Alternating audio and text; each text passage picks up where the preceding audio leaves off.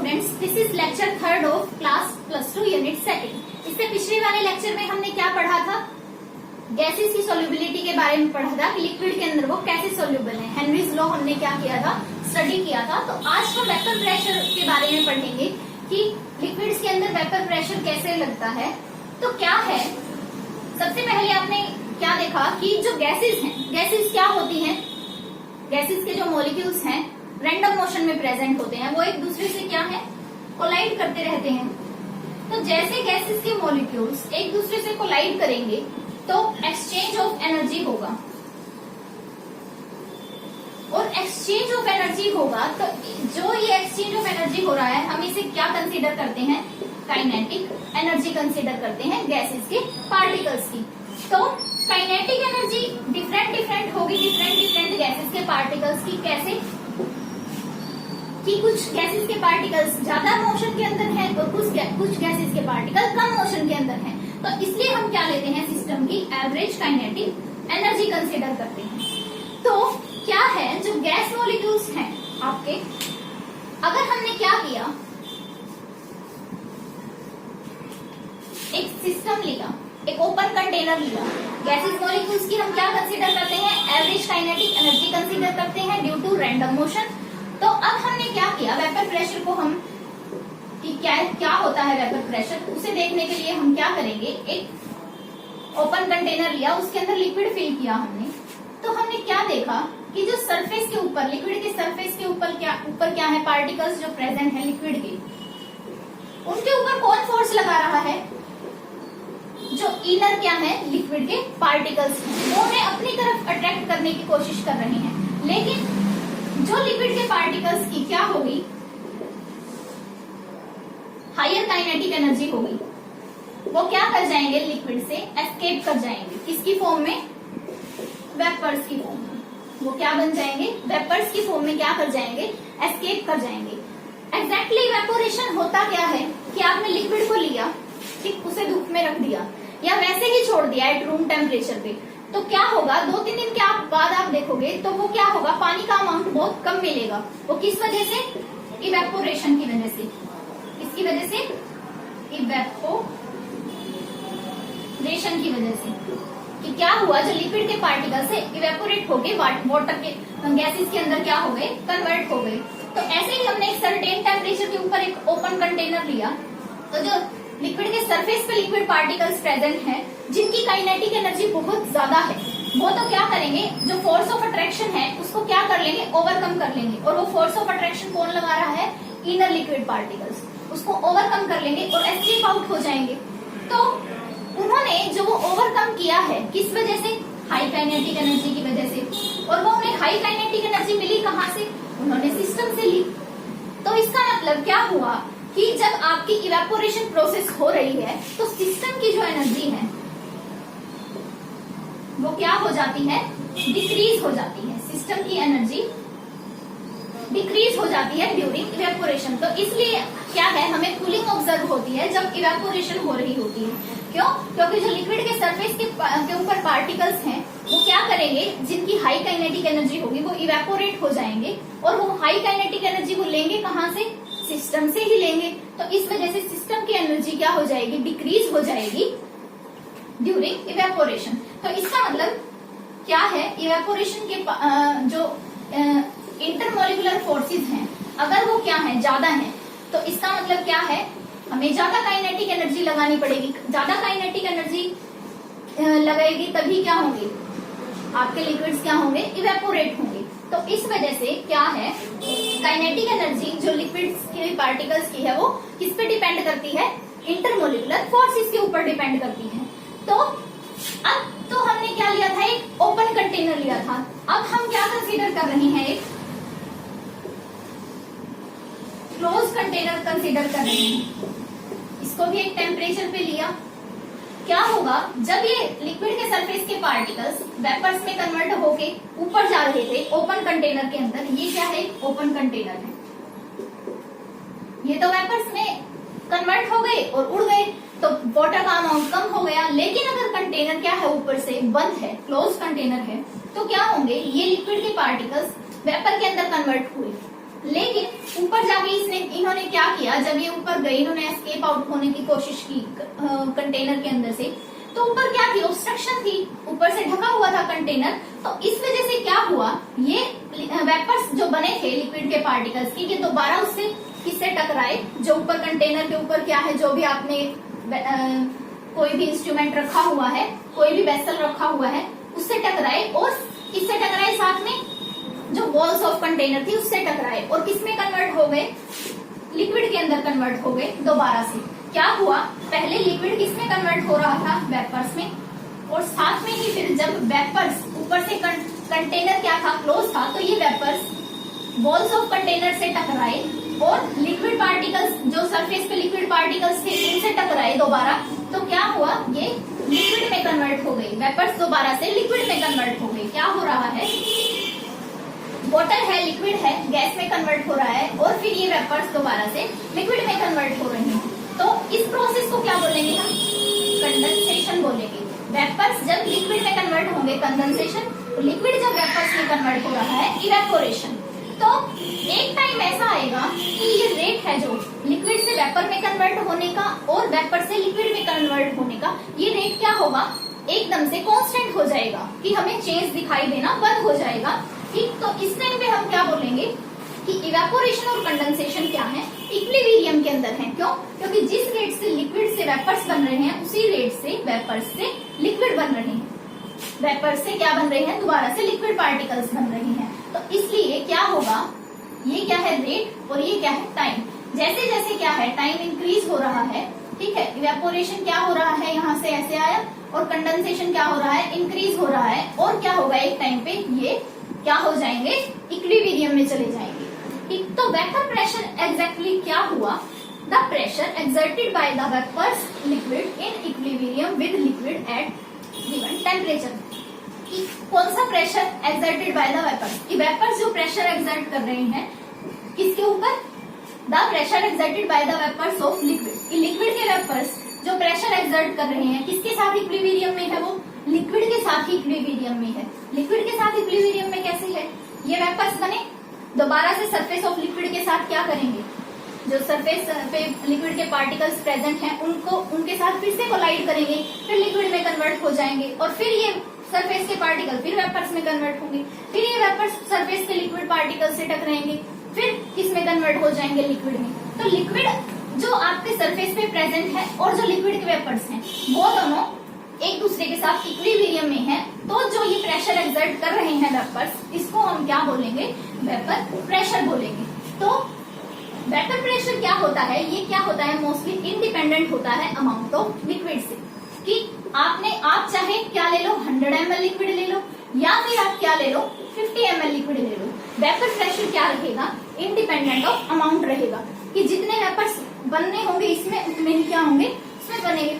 तो लेकिन डिपेंड किस पे करता है, टेम्परेचर के ऊपर डिपेंड करता है। टेम्परेचर आप जैसे ही इंक्रीज करोगे तो क्या होगा, वेपर की फॉर्मेशन इंक्रीज हो जाएगी, तो इसका मतलब वेपर प्रेशर है जो क्या हो जाएगा, इंक्रीज हो जाएगा। लेकिन टेम्परेचर को कम कर दोगे तो क्या होगा, वेपर प्रेशर डिक्रीज हो जाएगा।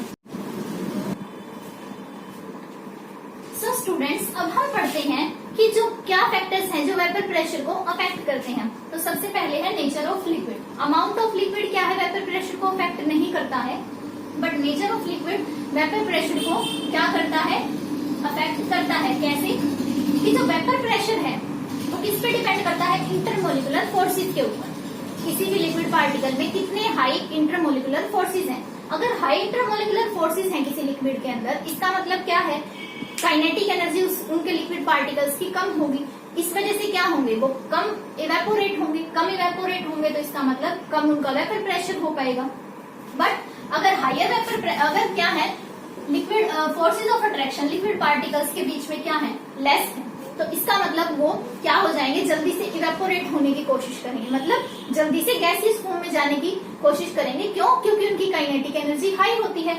अगर क्या है, फोर्सेस ऑफ अट्रैक्शन वीक है तो काइनेटिक एनर्जी है जो पार्टिकल्स की इंक्रीज हो जाती है, हाई होती है। तो इस वजह से क्या होगा, वो जल्दी से क्या होंगे, वेपर्स में कन्वर्ट होंगे। इस वजह से हाई वेपर प्रेशर एक्सर्ट करेंगे। लेसर फोर्सेस ऑफ अट्रैक्शन का मतलब क्या है, लिक्विड क्या है, हाईली वोलेटाइल है। वोलेटाइल होने का मतलब वो जल्दी से लिक्विड में कन्वर्ट, वेपर्स में कन्वर्ट हो पा रहा है। तो हमने यहाँ एक ग्राफ बनाया है, क्या, वेपर प्रेशर और टेम्परेचर के विद रिस्पेक्ट टू, कैसे कि जो ईथर है उसका वेपर प्रेशर सबसे ज्यादा होता है, एसीटोन का उससे कम होता है, अल्कोहल का उससे कम और वाटर का सबसे कम। क्यों? क्योंकि ईथर के अंदर क्या है, फोर्सेस ऑफ अट्रैक्शन बहुत कम है, तो इसलिए वो हाईली वोलेटाइल है। एसीटोन में ईथर से थोड़े ज्यादा है बट वीक है, अल्कोहल में थोड़े और ज्यादा है और वाटर में सबसे ज्यादा है फोर्सेस ऑफ अट्रैक्शन, उसमें हाइड्रोजन बॉन्डिंग है। ठीक है, तो इस वजह से क्या होगा कि वाटर का है जो सबसे कम है, वाटर सबसे लेस वोलेटाइल है, इसलिए वेपर प्रेशर भी सबसे कम है। और ईथर क्या है, हाईली वोलेटाइल है, उसके अंदर इंटरमोलिकुलर फोर्सेस ऑफ अट्रैक्शन कम है, तो इसलिए वो उसका हाई वेपर प्रेशर है।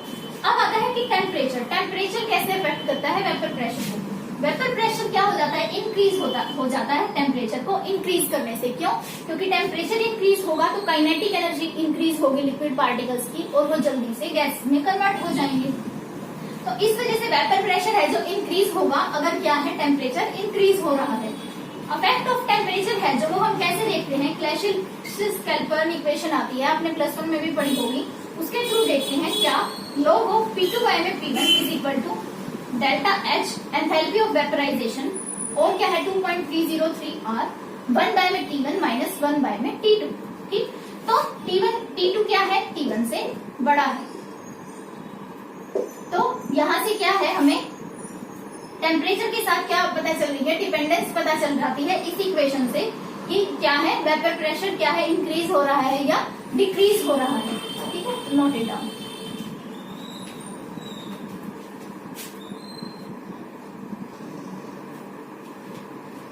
सो स्टूडेंट्स, अब हम डिस्कस करते हैं vapour pressure of liquid solution कि क्या, कि लिक्विड सॉल्यूशन क्या बोला कि लिक्विड ही क्या है आपके पास सोल्यूट है और लिक्विड ही क्या है आपके पास सॉल्वेंट है। तो जैसे कि आपने क्या किया, 2 मिक्सिबल लिक्विड्स ले लिए, हम यहाँ पे मेरे लिए क्या करेंगे, बाइनरी सॉल्यूशन के बारे में ही डिस्कस करेंगे। तो 2 मिक्सिबल लिक्विड्स ले लिए जो क्या है, वोलेटाइल नेचर के हैं, जैसे कि क्या आपका इथेन और क्या ले लिया आपने, एसीटोन, या फिर क्या ले लिया, अल्कोहल और वाटर, या फिर क्या ले लिया, इथेन और अल्कोहल। सभी क्या है, वोलेटाइल नेचर के हैं, कोई लेस वोलेटाइल है, कोई क्या है, हाईली वोलेटाइल है। तो क्या होगा उनका, कोई कुछ ना कुछ क्या होगा, वेपर प्रेशर भी होगा, मतलब पार्शियल प्रेशर्स होंगे। क्यों? क्योंकि अगर हम एक कंटेनर के अंदर ले रहे हैं 2 लिक्विड्स को, तो उनके क्या होंगे, पार्शियल प्रेशर्स होंगे। ठीक, तो 2 लिक्विड कंपोनेंट्स लिए हमने, वोलेटाइल है जो ए और बी, तो उनका according to Dalton law of partial pressure क्या होगा, partial pressure of A plus partial pressure of B क्या होगा, उनका टोटल प्रेशर होगा। और जो पार्शियल प्रेशर ऑफ ए है वो कैसे मोल फ्रैक्शन से क्या करता है, रिलेट करता है, और पार्शियल प्रेशर ऑफ बी कैसे मोल फ्रैक्शन से रिलेट करता है। तो हमें ये चीज भी क्या करनी है, अभी कैलकुलेट करनी है कि जो पार्शियल प्रेशर्स हैं कंपोनेंट्स के, वो मोल फ्रैक्शन से कैसे रिलेट करते हैं। तो उसे रिलेट करने के लिए क्या है, एक लॉ है, राउल्ट्स लॉ, वो क्या बताता है, the partial vapour pressure of volatile component. अब हम पार्शियल वेपर प्रेशर ले रहे हैं, क्यों? क्योंकि वोलेटाइल लिक्विड्स हैं। तो partial vapour pressure of volatile components present in a solution, कि वोलेटाइल कंपोनेंट्स हैं और सॉल्यूशन के अंदर प्रेजेंट है, तो वो किसके डायरेक्टली प्रोपोर्शनल होगा, mole fraction of that component.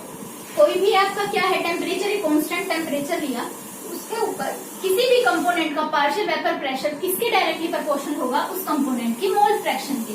जैसे हमने एक वोलेटाइल कंपोनेंट ए लिया, तो क्या होगा, उसका पार्शियल प्रेशर पी ए, वो किसके डायरेक्टली प्रोपोर्शनल होगा, एक्स ए क्या है, कंपोनेंट ए की मोल फ्रैक्शन।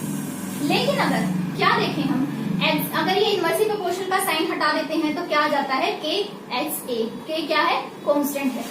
लेकिन अगर क्या है, अगर आपके एक्स ए मोल फ्रैक्शन की वैल्यू 1 है, इसका मतलब क्या हुआ, सॉल्यूशन के पास सिर्फ क्या है, एक ही कंपोनेंट है, दूसरा कंपोनेंट है ही नहीं। तो उस टाइम क्या होगा, अगर यहाँ पे आप HA को 1 रख के देखोगे तो partial pressure of A component क्या आ गया, के इक्वल आ गया। ठीक, जो के है आपका वो किसके इक्वल आ गया, पार्शियल प्रेशर आ गया, पार्शियल प्रेशर के जो कंपोनेंट ए का है। तो हम इसका मतलब हम क्या लिख सकते हैं, इसको पी नोट ए लिख सकते हैं, component of partial pressure of A हम क्या लिख सकते हैं, P naught A. P naught A क्यों लिखा, क्योंकि क्या है, सोल्यूशन हमारा जो वेपर प्रेशर है वो प्योर फॉर्म, ठीक, जो हमारा सोल्यूशन है वो क्या है, जो कंपोनेंट दिया हुआ है वो प्योर फॉर्म के अंदर है। तो हमने वेपर प्रेशर भी इसका प्योर फॉर्म में लिखा P नॉट ए, क्योंकि दूसरा कंपोनेंट प्रेजेंट है ही नहीं कि वो उसको क्या करे, इम्प्योर करे या कुछ उसकी चेंज लेके आए उसके अंदर। तो इस वजह से क्या होगा कि हम इसको प्योर फॉर्म में लिखेंगे तो पार्शियल प्रेशर ऑफ ए हमने क्या लिखा, P नॉट ए, वो के इक्वल रख दिया। तो इसलिए हम इस इक्वेशन के अंदर अगर रखते हैं तो क्या होगा, हमारा के किसके इक्वल आ गया, P नॉट ए बी। तो इस इक्वेशन के अंदर अगर हम इसको रखें तो पार्शियल प्रेशर किसके इक्वल आ गया, के की जगह हमने P नॉट ए रखा और एक्स ए जो आपकी क्या थी, कंपोनेंट की क्या थी, मोल फ्रैक्शन थी। तो यहां से एक और डेफिनेशन आगे राउल्स होगी, क्या है कि partial vapour pressure of a component of a volatile component is equal to the product of its mole fraction and its partial vapour pressure when it is in the pure form at a given temperature. कि partial pressure है component A का, वो किसके equal होगा, mole fraction उस component की, और जब वो कंपोनेंट प्योर फॉर्म में है उनकी मल्टीप्लीकेशन के इक्वल होगा किसी भी एक आपके क्या है, कंपोनेंट का पार्शियल वेपर प्रेशर। तो अगर हम क्या ले, बाइनरी सॉल्यूशन ले, अभी हम यहाँ पे सिर्फ एक ही कंपोनेंट की बात कर रहे थे, अगर हम बाइनरी सॉल्यूशन ले तो उसके अंदर दो कंपोनेंट मान लिए ए एंड बी। तो partial vapour pressure of A क्या होगा, P naught A x A, और partial vapour pressure of B क्या होगा, P naught B x B. तो यहाँ से क्या हुआ, डाल्टन लॉ के अकॉर्डिंग क्या होता है, जो टोटल प्रेशर होता है वो किसके इक्वल होता है, partial vapour pressure of one component and partial pressure of other component. तो यहाँ पे हम वोलेटाइल कंपोनेंट्स ले रहे हैं तो हमने partial vapour pressure of one component and partial vapour pressure of second component लिया। तो यहाँ से हमने क्या किया, ऐसे जो मोल फ्रैक्शन होती है दो कंपोनेंट्स की, वो क्या होती है, दो या तीन कितनी भी हो, 1 के इक्वल होती है। तो हम यहाँ पे एक्स को क्या लिख सकते हैं, 1 माइनस एक्स भी लिख सकते हैं। तो हमने एक्स को 1 माइनस एक्स भी लिखा और ये लिखा, तो यहाँ से देखा P naught A minus P naught A x B plus P naught B x B. तो P नॉट ए और क्या आया, माइनस यहाँ से क्या आया, एक्स बी कॉमन आ गया, एक्स बी इंटू में P नॉट ए प्लस P नॉट बी। तो यहाँ से हमारे पास ये इक्वेशन आ गई ये, और अगर हम XP को लिखेंगे तो हमारे पास क्या आएगी, P नॉट बी माइनस, अगर हम यहाँ पे XP को 1 माइनस ए लिखते हैं तो हमारे पास क्या आएगी, P naught A x A plus P naught B 1 minus x A. तो क्या आएगी, P naught A x A minus P naught B x A plus P naught B. तो यहाँ से एक्स ए कॉमन आ गया,